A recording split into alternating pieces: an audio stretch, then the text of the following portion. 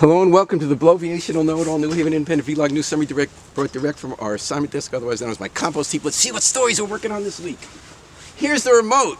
Boy, this is too much remote in New Haven. The Board of Ed will not get rid of the remote.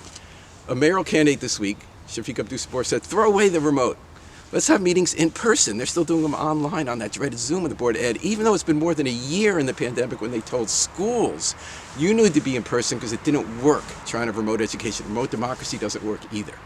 Civic society, democracy, government, it's not a spectator support. It's not a bloodless enterprise. It's people seeing each other, being able to work out their differences and making connections and being held accountable, checks and balances. As Dennis, one of our commenters, have pointed out in a story about this, you can't even go on a chat on those Zoom meetings and meet people who might think like you or don't think like you and try to move forward. So time to throw away the remote.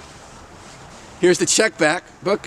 I got some small checks in here. Rosa DeLauro, our congressman, brought a big check to the downtown evening soup kitchen desk on State Street. $1.4 million to help take it to the next level. Desk started 35 years ago, going to different church spaces to feed soup kitchen dinners to the homeless downtown. Great organization. Under new leadership in recent years, Steve Worland, has gone to the next level.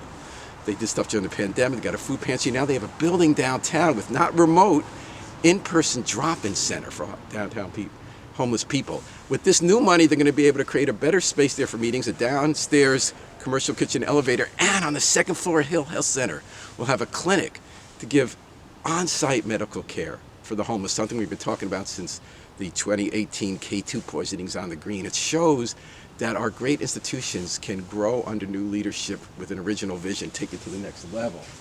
You know what this backpack makes me think about?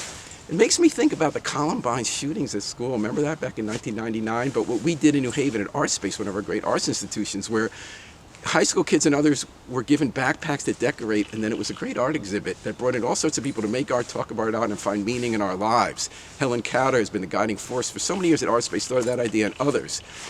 Art Space had time to have that generational change, like Desk and others. They brought in Lisa Dent 3 years ago at the toughest possible time, because not only are you following a visionary person who created an institution, but it was the beginning of the pandemic, so everything was online.